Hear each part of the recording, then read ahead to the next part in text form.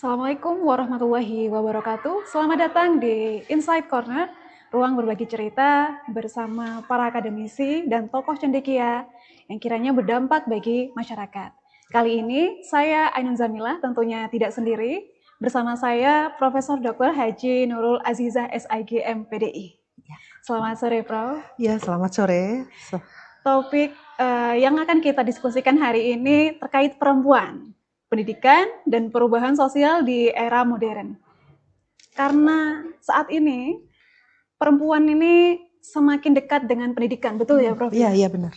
Aksesnya sudah terbuka, kemudian angka partisipasi meningkat, kemudian ruang belajar juga semakin inklusif. Namun tentunya masih ada disparitas begitu kiranya, Prof. Apakah menurut Prof sendiri, akses pendidikan untuk perempuan ini sudah setara atau seperti apa? Oke, kalau saya melihat bahwa pendidikan di Indonesia, bagaimana ke perempuan apa setara atau tidak, memang benar apa yang disampaikan, ada disparitas yang tidak bisa kita pungkiri. Maka dari itu dibutuhkan keinginan yang kuat oleh perempuan itu sendiri. Karena dari sistem, tatkala sistemnya itu tidak mendukung, maka perempuanlah yang harus mempunyai niat yang tekad yang kuat, perjuangan yang besar. Memang sangat sulit, apalagi kita hidup di dunia patriarki, di mana laki-laki lebih dominan daripada perempuan. Ini yang harus kita berjuang bersama, tekad yang kuat, tekad yang bulat untuk berpendidikan yang tinggi. Kira-kira faktor utamanya apa sih, Prof, yang menjadikan kondisi ini masih belum baik begitu ya? Seperti tadi, meskipun tingkat akses ke pendidikan untuk perempuan juga semakin meningkat seperti itu, tapi disparitas juga masih ada. Itu kira-kira faktornya apa? Multifaktor ya. Tatkala perempuannya sudah mau, sistemnya yang kadangkala tidak bisa karena kita berada di yang saya sampaikan tadi. Kemudian ada juga justru dari perempuan itu sendiri. Tatkala sistemnya sudah memberikan ruang, si perempuan ini yang masih bergelut dia malah lebih suka dieksploitasi. Kita ambil contoh. Ini tatkala dunia pendidikan sudah dipampang lebar, diberikan kesempatan, malah justru perempuan sendiri dia suka mengeksploitasi dirinya. Kita ambil contoh. Ini mendekati hari raya Idul Adha. Oke, Idul Adha. Tatkala perempuan menjual hewan ternak dengan berpakaian ya seperti ala koboi dan pakaian mini seksi gitu, justru merendahkan perempuan itu sendiri. Itu salah satu contoh. Gitu. Justru perempuan sendirilah kadang. Iya. Tapi data di tahun 2021 itu, Prof, perempuan itu mendominasi jumlah peraih ijazah perguruan tinggi bahkan di Indonesia. Begitu. Jadi tingkatannya itu lebih tinggi dibandingkan laki-laki. Untuk perempuan itu 10,6%, sedangkan untuk laki-laki itu 9,28%. Ini datanya di tahun 2021 sih. Jadi kondisi ini seperti pendidikannya sudah tinggi, tapi kondisi perempuannya itu masih tidak berubah. Ya. Ya itu yang saya katakan tadi, memang dari sistem yang yang harus kita dobrak lah. Prosentasenya juga berapa. Kita ambil contoh misalkan di lembaga, di tempat kita lah. Justru yang maju itu justru perempuan. Iya, justru perempuan. Laki-lakinya tatkala kita ditanya, ini gimana? Dia masih repot dengan ngurus finansial dan lain sebagainya. Kalau perempuan memang fokus ya. Kemarin ada di daerah di luar itu memberikan kredit kepada perempuan, di mana NPL di daerah itu sangat tinggi. Jadi diberikanlah kredit itu kepada perempuan. Justru dengan diberikan kredit kepada perempuan, ini jalan. Kemacetan kreditnya sudah hilang gitu. Jadi perempuan memang ulet, kemudian jujur, tangguh. Makanya satu perempuan itu sama dengan 3 laki-laki. Ada kekuatan perempuan sebenarnya Kayak gitu iya, ya iya. Makanya nyatanya. iya, kadang-kala cuma perempuannya sendiri yang, sedikit, kurang confident, kurang percaya Iya. diri. Ini yang perlu kita latih. Oke, jadi mungkin dari perempuannya mereka harus melatih confident-nya Iya, itu, percaya confident-nya. diri bahwa mereka sebenarnya bisa begitu. Bisa, heeh. Mungkin bagi yang belum mengerti tadi sempat disinggung NPL. NPL itu non performing loan ya. Lah, non-performing Loan. loan, kredit macet. Risiko kredit macet untuk akses keuangan. Jadi kalau Mhm. misal tadi disampaikan oleh Prof. Nurul bahwasanya NPL untuk kelompok perempuan ternyata lebih rendah dibandingkan Lebih, laki-laki. Seperti iya. itu ya. Oke.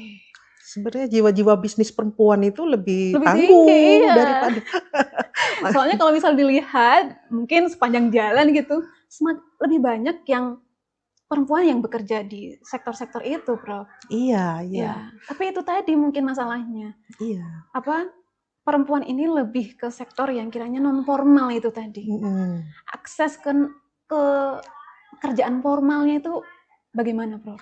Lah sebenarnya sih, perempuan itu Mbak, kan kerjanya bisa informal dan, formal ya. Iya. Sebenarnya banyak yang informal. Hmm. Jadi cuman dia lagi-lagi confident-nya rendah.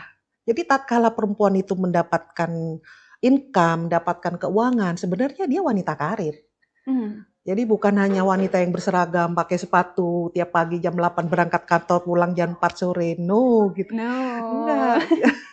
Jadi semua perempuan yang menghasilkan uang, menghasilkan income, itu wanita karir. Wanita Cuman karir. ranahnya ranah, domestik dan ranah publik gitu. Gitu. Iya. Cuman itu lagi-lagi, rendah, apa, confident-nya. Confident-nya. Mhm. Nah, kira-kira bagaimana solusi atau alternatif yang kiranya bisa kita inputkan di pendidikan gitu, Prof?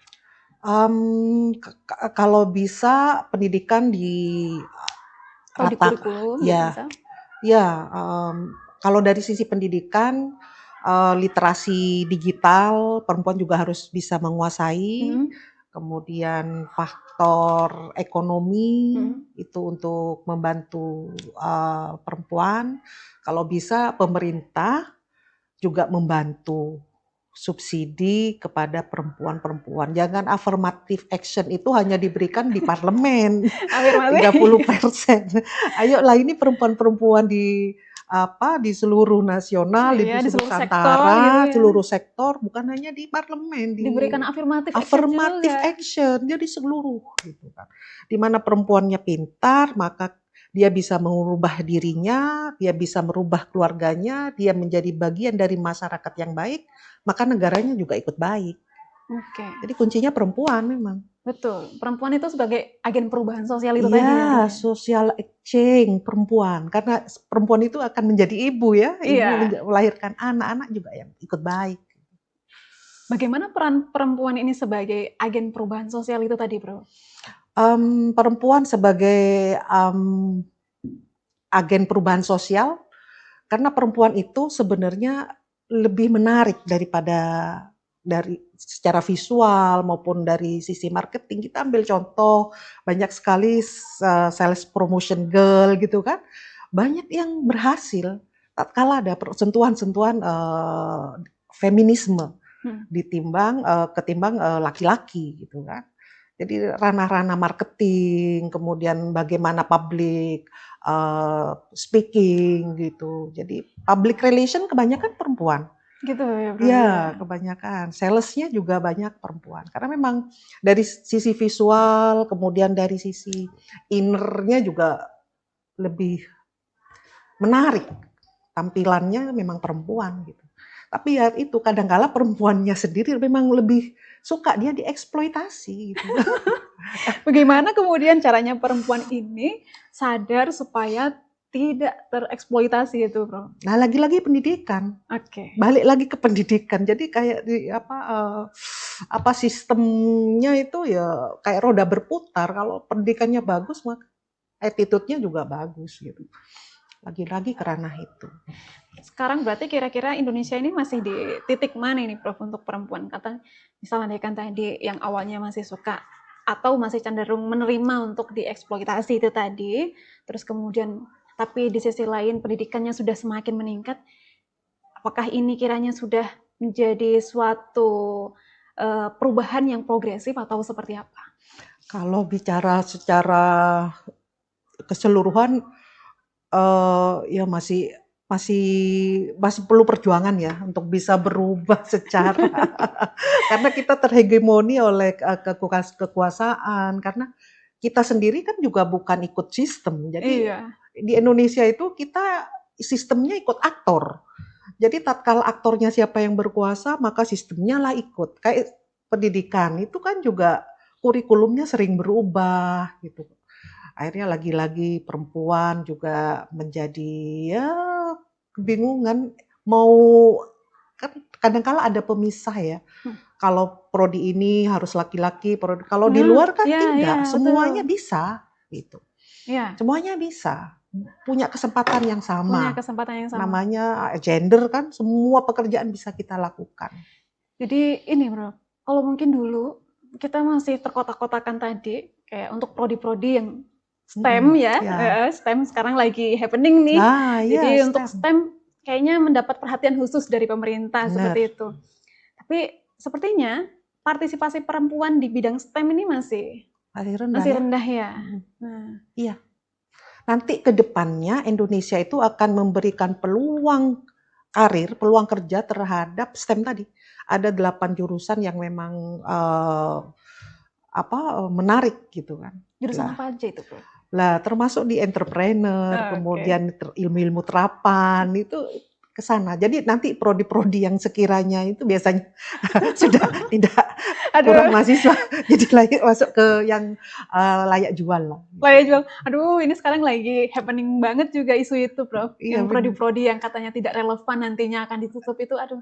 Iya. Seperti apa ya kira-kira, Prof? Makanya kemarin itu saya pada saat saya pernah pergi ke mana di Wisconsin di Amerika Serikat.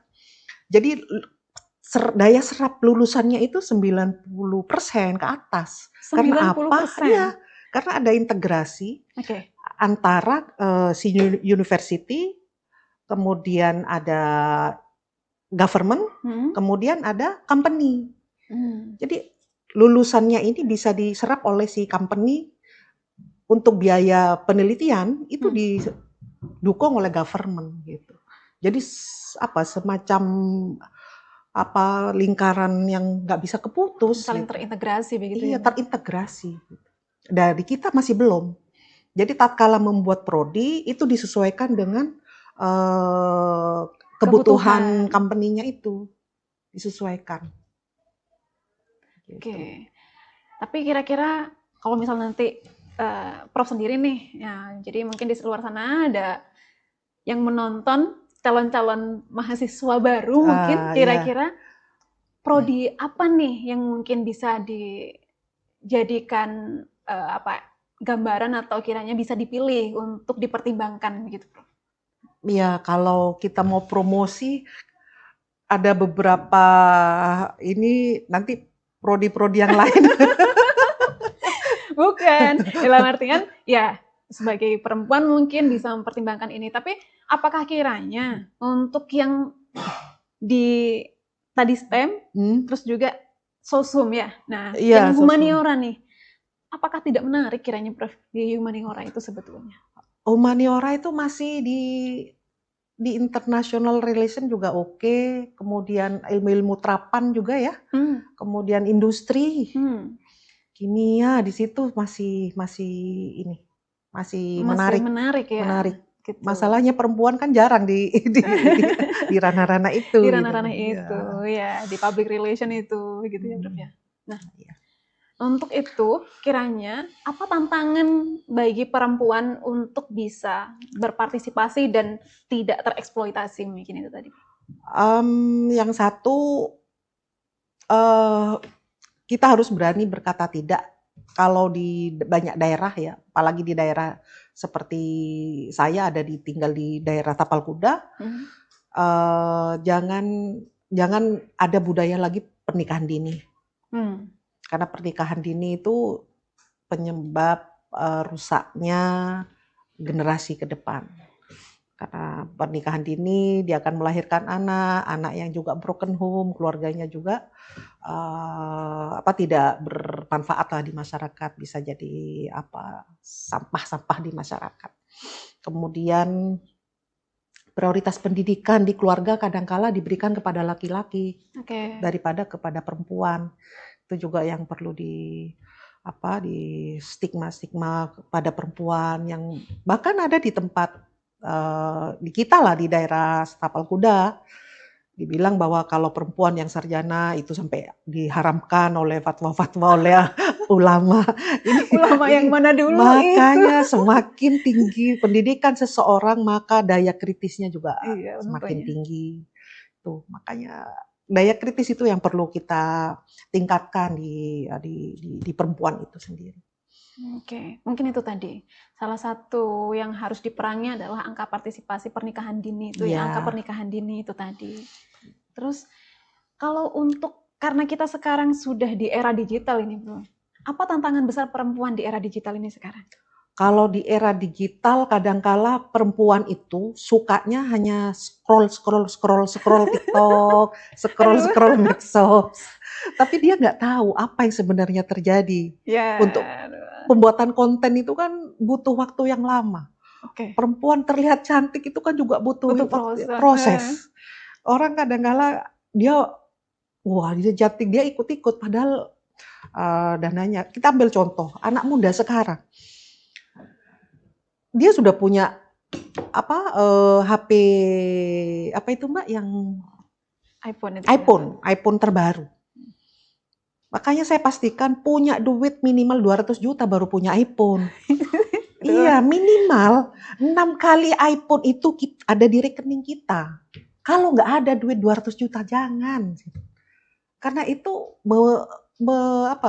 menyesatkan dia juga kan. Jika tidak digunakan dengan baik dan tidak mendapatkan manfaat dari situ. Orang kadang punya Fortuner, punya mobil gitu kan. Minimal sekarang mau Fortuner berapa? 500 juta, 600 juta. Ya minimal dia punya 4 miliar lah di tabungan baru dia beli Fortuner. Kadang-kala kita termakan gengsi. Terlalu memaksakan. Akhirnya apa? Banyak sekali yang jadi korban, orang tuanya dipaksa lah. Kadang-kala juga baru kerja, itu udah pakai iPhone. Dia pay later, pinjol, terjebaklah di pinjol. Ya berita-berita hoax itu juga. Kadang-kala kita perempuan-perempuan ini termakan oleh berita hoax. Korban skincare, dia beli skincare gitu. Padahal enggak, FOMO dia. Flexing. Nah, itu yang saya katakan tadi. Ya udah, kalau nggak punya duit 200 juta jangan beli. Nggak usah flexing juga. Iya kan? Kalau ditanya portofolionya aja ditanya. Jangan ditanya barang. Ya, buka portofolio gitu kan. Lah sekarang seberapa banyak perempuan yang mengerti tentang investasi, bagaimana dia hidup 20-30 tahun yang akan datang kan? Persiapkan masa pensiunnya gitu. Banyak kan dia makan gengsi. Aja. Jadi korbanlah flexing. Jadi itu tantangan PR-nya buat perempuan-perempuan di luar sana mungkin bisa belajar investasi mulai dari sekarang. Investasi itu mulai usia produktif, usia 20 tahun kan. Bisa dari uang 10.000, uang jajan kita masukkan di situ. Apalagi sekarang harga emas sudah tinggi kan. Wah, bisa jadi kaya raya itu gara-gara si investasi ini. Aduh, telat rasanya ya mau masuk, tapi nggak ada kata telat sebetulnya. Nggak ada telat. Udah persiapkan masa pensiun kita dari sekarang. Jadi nanti kita jadi perempuan yang freedom finansial. Jadi tinggal ongkang-ongkang aja meskipun nggak digaji gitu. Ya kita dapat dividen tiap bulan bisa hidup dari dividen. Seru banget rasanya membayangkan begitu. Saya juga pengen, Prof. Makanya bisa harus belajar freedom itu. Kita usia pensiun udah tidur-tidur, jalan-jalan, mau kemana gitu. Tidak capek-capek. Nggak capek-capek kerja, nggak ada target, nggak nulis BKD kan. Aduh. BKD, aduh, kayaknya sebentar lagi nih BKD. Oke. Tadi Prof, dengan segitu tantangan yang ada di era digital ini banyak sekali PR-nya ternyata buat perempuan itu sendiri. Kira-kira strategi apa yang bisa dilakukan oleh perempuan ini, Prof, untuk meminimalisir risiko-risiko digital itu tadi? Minimal protek diri sendiri, Hmm. kemudian meningkatkan daya kritis dan logis, selalu beradaptasi dengan perubahan. Beradaptasi itu yang seperti apa, Prof? Beradaptasi kalau sekarang zaman era digital, artificial intelligence, kita harus ikut. Mau jadi guru, mau jadi pedagang, mau jadi karir UMKM, semuanya tidak lepas dari artificial intelligence. Kalau mau memanfaatkan, itu justru bermanfaat untuk kita. Coba kita lihat pedagang-pedagang yang konvensional, maka dia nggak laku dibanding dengan yang pedagang tanpa kios, tapi dia menggunakan artificial intelligence dan media sosial. Jualan lewat TikTok, nggak harus punya kios, nggak harus punya toko. Lah pendapatannya justru banyak di situ. Mungkin memang keberadaan digital ini disruptif, tapi di sisi lain mungkin juga akan menimbulkan budaya baru begitu ya, Prof ya. Jadi, tapi memang kondisi kalau misal lihat pasar dulu kan kita kalau misal belanja ke pasar, berangkat dari rumah, niat mau belanja apa ke pasar, begitu ke pasar terdekat, naik kendaraan begitu. Tapi sekarang mau belanja kan tidak harus seperti itu, dan kondisi pasar sepertinya juga sudah tidak semenarik dulu ya, Prof ya. Jadi kalau misal andaikan pelaku-pelaku usaha ini tidak ikut beradaptasi itu tadi, mungkin itu yang dinamakan ketinggalan zaman begitu ya, Prof? Iya, dia tergilas karena peradaban. Peradaban semakin tiap tahun kan berubah, tapi si perempuan tidak berubah, tidak beradaptasi, dia akan tergilas. Semua profesi, guru, pedagang, semua profesi, semua pakai AI. Mau tidak mau. Mau tidak mau kita harus. Bila tidak, ya kita ketinggalan. Kita tertinggal. Perempuan mau dapat informasi pun, mau tanya resep, ibu rumah tangga yang nggak kerja pun, dia tanya sekarang mau makan apa, resepnya apa. Dibikinkan sama si AI. Makanya handphone ini, IT itu bermanfaat, tapi juga bisa menusuk sebagai kayak pisau, mau dipakai bermanfaat bisa, mau dipakai bunuh orang juga bisa.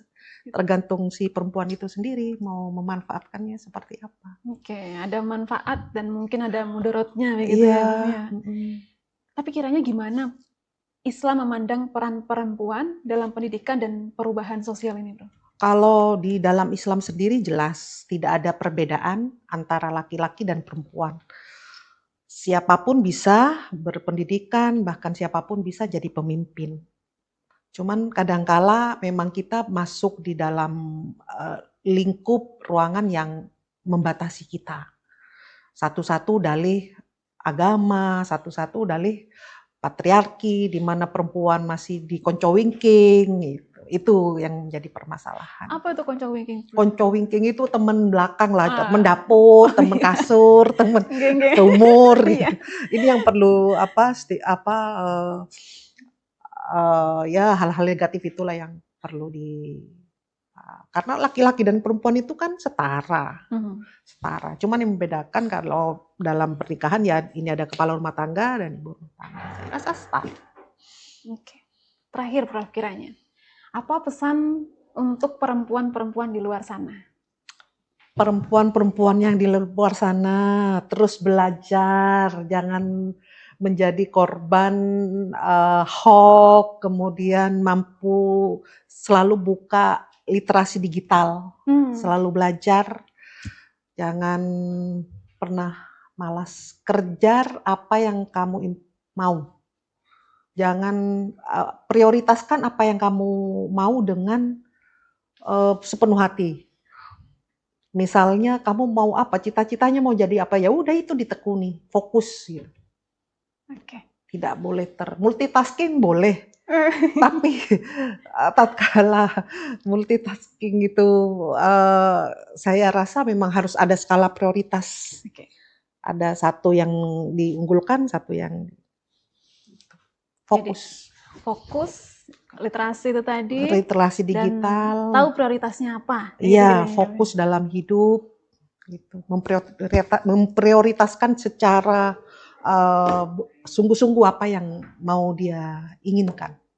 Oke, itu tadi diskusi kita terkait perempuan, pendidikan, dan juga agen perubahan sosial. Dan nyatanya perempuan bukan sekedar soal kesetaraan ya Prof, tapi juga tentang masa depan masyarakat ternyata punya dampak yang besar di masyarakat perempuan itu. Mungkin itu tadi, terima kasih banyak Prof atas waktu dan kesempatannya hari ini. Saya belajar banyak tentang perempuan dan pendidikan dan juga bagaimana peran perempuan sebagai agen perubahan sosial tentunya. Oke, sampai jumpa di episode Akademisi Bicara selanjutnya. Semoga kita dapat mengambil manfaat dari apa yang sudah kita diskusikan. See you in the next discussion. Assalamualaikum warahmatullahi wabarakatuh.